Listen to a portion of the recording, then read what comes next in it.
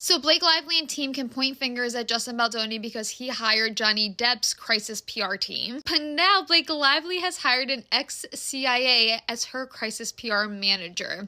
Interesting. Literally, in her lawsuit against Baldoni, she points out the whole Johnny Depp crisis PR manager that he hired. Page 42 of her lawsuit, in the footnotes, it's so many articles linked to Justin Baldoni hiring Johnny Depp's crisis PR team. Here's an example of one of the articles that they linked. And it even says in quotes in those footnotes, "I don't know what to make of this. I'm sure Nathan is great at her job, but it feels wild to me to hire Depp's former crisis PR when you're maybe in some hot water over a movie you made where you play a domestic abuser." Well, you want to know what I find wild? Someone that keeps saying they have all this evidence, all these witnesses, needs to go hire a CIA alum as their crisis PR. But you want to know what Blake's team is doing? They're trying to spin this. Because in the Variety article, they're trying to make it sound like they hired him just for legal advice. They say the litigation team for Miss Lively retained Mr. Shapiro to advise on the legal communication strategy for the ongoing SH and retaliation lawsuit occurring in the Southern District of New York. So this is Nick Shapiro, and apparently he has more than 15 years of crisis management, national security, and strategic communications experience in the White House,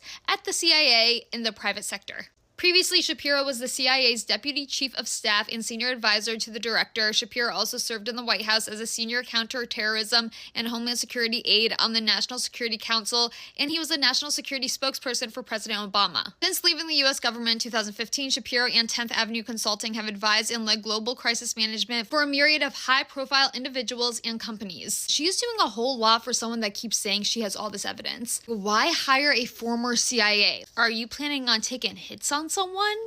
Just saying. So everything in the world is just ridiculous. It's pointedly ridiculous, I would say. I mean, I'm no longer believing the things I'm saying. I feel like I am now lying to the public when I cover these things because we're just reaching levels of absurdity that are offending my sensibilities, right? First and foremost, Blake Lively and Ryan Reynolds have hired former CIA agents with a proven track record of lying to the public, gaslighting the public to help her with PR. Also, they moved to do this within the same 24 hours that I started randomly getting attacked for my coverage of Blake Lively. Remember yesterday we talked about The Cut. We're going to speak about that again because that journalist has got some deranged ideas of her own. And then I just found out more about this very interesting background of E.J. Dixon. Also, the judge in Blake Lively's case just slapped down their psychopathic request for 2.5 years worth of every message that Justin Baldoni and Justin Heath and the PR agents have ever sent to everybody, plus location data. We knew that was going to happen. And we have obtained the audio of hotshot Ari Emanuel of WME, who describes himself as ride or die for the couple. And also great political news for those of us who are anti the never-ending war campaigns. J.D. Vance and Donald Trump just absolutely humiliated Zelensky in the Oval Office in front of cameras. And it is really glorious because I'm just so tired of funding everybody else's borders, man. Can we just get like cheap groceries? Like I said, a lot going on, so let's jump right back into it. Happy Friday, and welcome back to Candace. All right, first, just a funny Friday story. Last night, my husband and I, we were sitting on the couch with our kids, and my eldest, he's just 4 years old, who's kind of starting to grapple, you know, like ideas and logic are starting to form, and he's asking a lot of questions. And he looks at me and he asks, "Mommy, did you eat my brother?" And I said, "No, why?" And he said, "Then why is he in your belly?" It's just like, I was so tired. I just looked over at my husband and I was like, I am not prepared or well equipped to answer this question, but I just love his logic. He just thinks now he's like this ever expanding stomach and you keep saying my brother's in there. Like, did you eat my brother? It's just amazing. But I have to tell you, this toddler logic, it makes so much more sense to me, in my opinion, than Blake Lively and Ryan Reynolds' logic as it comes to PR and all the filings that they're doing. Because like I said, I don't even know what's real anymore. I don't even know where to begin, okay? But this is an actual headline right now in Variety. It reads that Blake Lively hires CIA alum for crisis PR in legal battle with Justin Baldoni. And there are a lot of implications here, and I love this story simply because it combines what I love most, politics and culture, and I want to explain a lot to you. We learn in this article that Blake Lively and Ryan Reynolds have moved to hire a PR crisis manager with deep government ties. As her legal battle with Justin Baldoni escalates, she's quietly working with Nick Shapiro, the CIA's former deputy chief of staff and senior advisor to former director John Brennan. So this guy, high up, just about as high up as you could possibly get if he is the deputy chief of staff to John Brennan, who was the former CIA director, who makes me very nervous. So I'm going to tell you why. So apparently her legal team says, they've given a quote to Variety. They say, the litigation team for Miss Lively retained Mr. Shapiro to advise on the legal communication. Now I know Blake Lively is cooked. Okay, read this. This is about 10th Avenue Consulting, who she just hired. Nick Shapiro heads it. He's former CIA, right? I talked about this in my last video. But let's talk about this paragraph right here. When COVID-19 changed lives as we know it, the governor of California turned to 10th Avenue to guide the way. From March to May of 2020, Shapiro and 10th Ave advised Governor Newsom 24/7 on how to communicate with the public and respond to COVID-19. At the start, he had a 42% favorable rating. 4 weeks later, he was up 40 points to 83%. Was this when he went to French Laundry? Like, I need somebody to double check that time frame, because I remember that wasn't so favorable. And, like, this is just a bunch of BS, okay? Because, like, everybody knows Gavin Newsom is, not it. And for 2 months, they worked with him during COVID-19, and we're finding out all these COVID-19 things were so contradictory. She's cooked. She's cooked. And we all know that they get these, like, favorability poll statistics. Like, nobody's ever been actually polled for these things. Like, they just make this stuff up.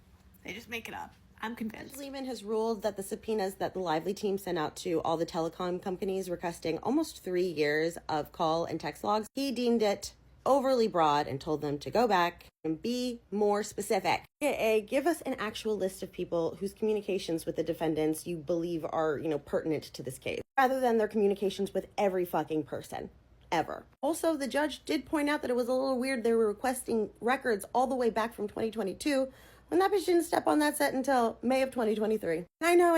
It's an untraceable smear campaign. How is she supposed to trace the untraceable if she doesn't have carte blanche to access all of his shit? I don't know. That's up to you to figure out. At least that's what the judge said. To talk about the statements that both of their lawyers made after this ruling. This is the statement that Brian Friedman gave after the decision. The court put a stop to Miss Lively's egregious attempt to invade our client's privacy. This is a big win. No matter how the Lively parties may try to spin this decision, the court saw their efforts for what they really are, a desperate fishing expedition intended to salvage their debunked claims long after they already savaged our client's reputation in the New York Times. Oh, bri. Lively's lawyer's response to the judge's ruling is, what is Brian Friedman hiding? After promising to release all of the receipts, Friedman ran into court to keep secret the phone records of who Baldoni, Heath, Sarowitz, Nathan, Wallace, and Abel were calling during their retaliatory campaign. You know he is opposing counsel. Like, it's his job to object to overly broad subpoenas on behalf of his client. You can't characterize a reasonable objection as like a bitch-ass move. Anywho, it continues. So instead of getting these records from the phone carriers the way we initially requested, the judge has ruled that if we simply submit more specific requests, we will be able to get the records we are seeking. Today, we will do that. We are submitting those requests directly to defendants involved, and we look forward to seeing the records. Also, I should add, this was a mixed ruling. Wayfair had objected to Lively receiving the phone information of non-involved third parties. I believe that means employees of Wayfair and Baldoni, not specifically named in the lawsuit. The judge basically said you didn't give a good enough explanation as to why these people should be excluded. And yeah, that's that on that. Lively just hired a crisis PR manager who used to work for the CIA. Amidst all the legal drama happening with the lawsuits between Blake Lively and Justin Baldoni, she is now working with Nick Shapiro, the CIA's former deputy chief of staff and senior advisor to former director John Brennan. Nick Shapiro worked for the CIA for a lengthy period of time before launching his crisis PR firm 10th Avenue Consulting in 2015. According to his bio, Shapiro, quote, helped lead the Obama administration's response to the H1N1 pandemic, the Sandy Hook Elementary School shooting, the Gulf oil spill, the Boston Marathon bomb, the Japan earthquake, tsunami, and Fukushima nuclear disaster, as well as numerous cyber attacks, data breaches, wildfires, floods, and hurricanes. But now he's apparently working for Blake Lively. So Lively's legal team said the litigation team for Ms. Lively retained Mr. Shapiro to advise on the legal communication strategies for the ongoing SH and retaliation lawsuit occurring in the Southern District of New York. Why she hired someone who works in political crisis PR management, we don't know. And this is all very ironic because Lively's team was very critical of Justin Baldoni using a crisis PR team last summer. But I guess now she is seeing the need for one, and this is who she chose to hire. Not saying that he's bad at his job, just saying that he is more in the political space, and this is not the political space. I just found this clip of something Colleen Hoover said about Justin Baldoni at Book Bonanza. You know, when Justin said he wanted to play Ryle, I was on board for that. I thought that he kind of was what I envisioned when I wrote the book. But if you have looked at Justin Baldoni's lawsuit and timeline, then you would know that Colleen Hoover was the one who suggested he play Ryle. Justin Baldoni provided several emails sent between him and Colleen Hoover ahead of turning It Ends With Us into a movie. Justin reached out to Colleen Hoover with the idea of optioning the book into a movie under his production company, Wayfarer Studios. And he never mentioned acting in the film until Colleen suggested it, which she did right here on April 12th, 2019. She sent in an email, "Have you given any thought to whether you would want an acting role in this? Say maybe Ryle? I could see it." But that's not what she said at Book Bonanza. Now, this doesn't have anything to do with the allegations made against Justin Baldoni, but it's just interesting to see that she made this comment at Book Bonanza, because as a reminder, Book Bonanza happened in the midst of Blake Lively allegedly taking over the film, and Justin Baldoni was not allowed to go to Book Bonanza. Instead, Blake Lively, Brandon Sklenar, and Colleen Hoover went, and Blake, quote-unquote, snuck the movie in to show fans without Sony's approval because it wasn't done being edited. During the event, Colleen was talking about casting Justin as Ryle and said that he was the one who suggested it, which I almost feel like is just setting up the distance between Justin Baldoni and the rest of the cast from that point, before any allegations were publicly made and before they even appeared separately for PR, when speculations started forming about what happened between the cast. Maybe it was just an innocent comment, but to me, it just seems a little too convenient. Let me know what you think about this, because... All right, guys, I'm just preemptively letting you know that today is already insane for 1,000 reasons, but Blake Lively hiring former CIA agents to help with her PR crisis is about as crazy as it gets. So I think you should just know that. And also the judge just slapped down their order to access all of the messages, all of the text messages of Justin Baldoni and the PR agents for the last 2.5 years. But the CIA agent in question, former agent, it's really something. So I'll have a link for you guys in a little bit.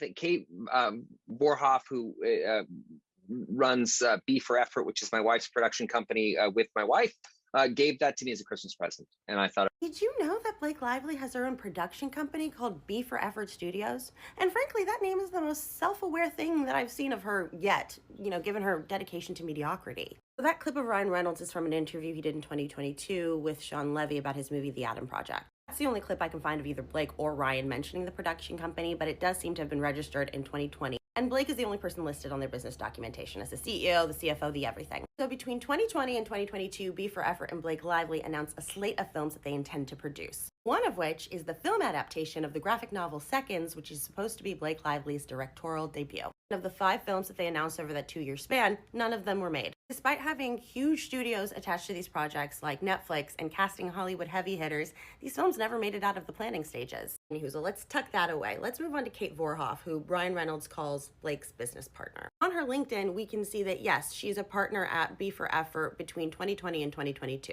And after that, in 2022, she starts her own production company called Ladylike Productions. On the website for Ladylike Productions, we can learn a little bit more about Kate Borhoff, including who she is married to. She is married to Eric Charles, a senior executive at Sony Pictures. And as we all know, Sony is the distributor for It Ends With Us and is a major player in this whole mess. I'm so fucking tired and I just learned this, so I don't really know what this means in the grand scheme of things, but I'm sure it means something. So after 2022, we stopped hearing about B for Effort Productions, and you can assume that it is no longer a functioning company. But it's also worth noting that it's in 2022 that Blake Lively is cast as Lily Bloom in It Ends With Us. Also, I know it is so common for projects to be announced in Hollywood that never actually become a thing. But I can't help but feel that all of these elements are coming together to tell us something. I just don't really know what it is yet. What is it about Blake Lively and Ryan Reynolds having one of the biggest public downfalls in history that is so fascinating? I think I know what it is. The world may be crazy at the moment, the economy's fucked, la la la la la, but I think the offset to all of this fucked up world is that we now see the truth for a lot of things, and now all of a sudden these systems of money and power and privilege are so obvious to us, and with people like Mr. Orange and Mr. Twitter and all that sort of stuff in power, it's almost so obvious. Or like the German lady who is like the head of the alt-right party, who's like a lesbian, who's with like married to a Sri Lankan lady. Who, the whole thing is just like, it's almost so preposterous and so ridiculous that watching a Hollywood celebrity couple have a downfall that it appears at this point they deserve. Again, if information comes out that proves me wrong, I will be totally great, awesome, I was wrong, but it currently seems like that is what's happening. And I think watching on feels like we don't respect these people anymore.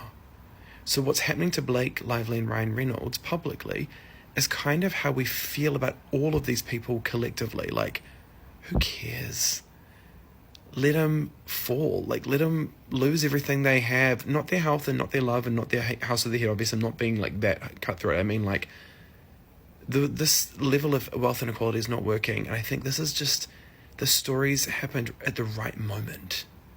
That we're all just like, yeah, fuck them, fuck these people, Jesus. In a weird way, Justin Baldoni, who even though he's like in Hollywood, he isn't from a great deal of money and privilege from what I understand, and certainly doesn't have the success and power they do. So it's almost like he represents us. Does this make sense? Your plurals, guys, because it looks like it was just released that the press and the public are invited. You are invited. The invitation's been put out there to attend the next hearing in Lively versus Wayfair. Lisa Pfeff, I hope I'm pronouncing her name correctly, over on X just posted, it was posted today in Pacer, the parties shall be provided instructions for hearing access via email. The court will post an audio-only dial-in number on the docket for the public and press to access the hearing.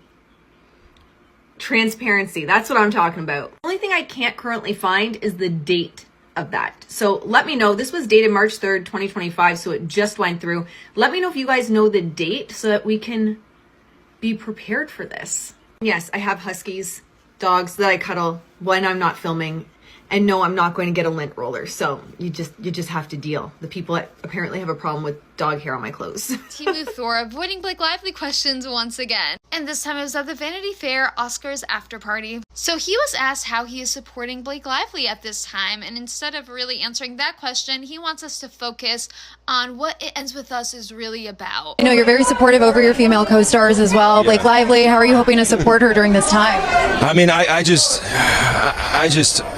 it's a tough situation, and I just hope everyone remembers what the movie's about and why we made it in the first place, and it's about love, and it's about supporting women in general, and helping people through tough times. And that movie's helped so many people, and I just want people to remember like what it's about and why we made it, and to kind of keep it on that kind of like core ethos. You know what I mean? Hey Brandon, where was this during the promotion of the film? Now what you call is a tough situation, I hope you remember that just a few months ago, it did seem too tough for you because you were definitely Team Blake. I mean, you were literally posting a link to that New York Times article. Mind you, the New York Times article that was beyond biased and false. Why is it so hard for you to support Blake Lively now, huh? Because you know that the evidence doesn't lie, right? But maybe instead of just avoiding the question, maybe you owe someone an apology. I don't know, someone like Justin Baldoni, Jamie Heath. You were complicit. And you just brushing off any question like this just makes you look worse. You got wined and dined by Ryan. You got praised by Blake. You're now with the in crowd, or at least you thought you were. You definitely are not now. And that is why we call you Timu Thor. Ryan Reynolds allegedly coerced his co-star Vanessa Lengies into sleeping with him in 2005. This is according to Blind Items, guys, but this is crazy. Just listen. So Ryan Reynolds and Vanessa Lengies were in Waiting together. It was a movie that came out in 2005. There was a blind item posted on Crazy Days and Crazy Nights years ago, and it was an actress. They did not name the actress, but she was speaking about being a yacht girl, just like an interview from this unknown actress. And in it, she says, I remember in my first movie, I thought I knew everything. I had been working for a decade and breezed into work, excited about this new challenge. I think it was day 3 on the movie when I was told I had to F the lead actor in the movie or I would lose my job. The thing is, I had known this actor for a long time. Apparently, he is the one who had me cast in the movie, and now is payback time. I didn't know he cast me. I didn't know he liked me like that. Network show I had been on just ended. I had nothing lined up but this movie and a crap movie someone talked me into doing. I needed this paycheck. I did it. I slept with the guy. I've hated him since. I've never seen anything he has done. He is an effer who took advantage of the situation. I had known him almost my whole life, but he was willing to have me fired unless I slept with him. Back then, people definitely thought it was Vanessa Lenges. Reasons why it sounds like it's Vanessa. This person says, I had been working for a decade and breezed into work. Vanessa talked about how she worked for 10 years in just like voiceover, and then she went into like acting on screen. You did Arthur on PBS for 10 years. And she mentions that this was her first movie that she was ever on. Vanessa's first movie was Waiting, 2005. She played Natasha. Ryan Reynolds was the lead actor in Waiting. She was on American Dream, which was a TV show, but it was canceled after the 3rd season, which aired in 2005. So the timeline matches up. She said she knew him her whole life. I don't know if she meant she knew of him or she actually knew him, but they were both Canadian, so maybe they crossed paths. But she also did this interview where she talks about Ryan Reynolds and the movie Waiting, and they play this clip, which is really creepy, of Ryan Reynolds. This scene is just great. Hey there, Natasha. How's my favorite minor doing today? Hungover. I got so shitty last night. On a school night? Kids today. I must say there is nothing more attractive than tainted youth. Yes, I am indeed a pervert. Oh, and Monty, just so you know, I'm only a minor for another week. I turn 18 on Wednesday. Well, then I guess I better hurry up then. I don't have much time. Us about some fun experiences on Waiting. Waiting, which we filmed in New Orleans, was the first time I went to do a job just by myself. And so I don't know if this is a fun story, but it was significant because it felt scary. I remember being on that set and just feeling not ready. Don't feel ready for this, but I want everyone to think I am. And there's just a lot of that. And, you know, working with Ryan Reynolds, it was not easy to pretend that I had a crush on the man who was approaching the hostess stand. He's just a beautiful man, and he's Canadian, and he's, you know, and he's so, he's such a big part of why I want to be an actor. Like I loved what he does. I love his choices. I love who he is. So. Allegedly, Blake Lively lied years ago saying she's part Cherokee just to be part of a diverse L'Oreal ad campaign. California. I'm English, Irish, German, and Cherokee. So my family's sort of from all over. To look back far into my heritage and see where everybody came from, you know, it's neat. It's neat to be in this country that has such diversity and such culture. I'm really obsessed with colors. I was today years old learning about this, honestly, but there was a lot of backlash back then because people claimed that she was lying. After that ad had come out, a lot of people were speaking out, including Adrienne Keene. Adrienne is an American academic, a writer, and activist, and she's a citizen of the Cherokee Nation. And after that ad had come out, she had tweeted, "Hi, actual Cherokee here. So a few layers of misunderstanding with this. She's not actually Cherokee. Folks did her genealogy." She goes on to say, main point is that she's not actually Cherokee, and these settler claims over Native identity are dangerous and threatening to our sovereignty. And if Blake is indeed lying and not part Cherokee and just saying she is, that is Native appropriation. And that's when non-Native people use Native cultures and identities for their own benefit. Like, I'm sorry, pretending to be another ethnicity because it profits you. You get married on a plantation because it makes you happy. You weren't aware it was a plantation. Donning blackface because you thought it was a joke, you thought it was funny. And accusing a black man of copying a look when you invited him into your trailer while you were breastfeeding. I don't know about you guys, but that sounds like a pretty darn horrible human being to me.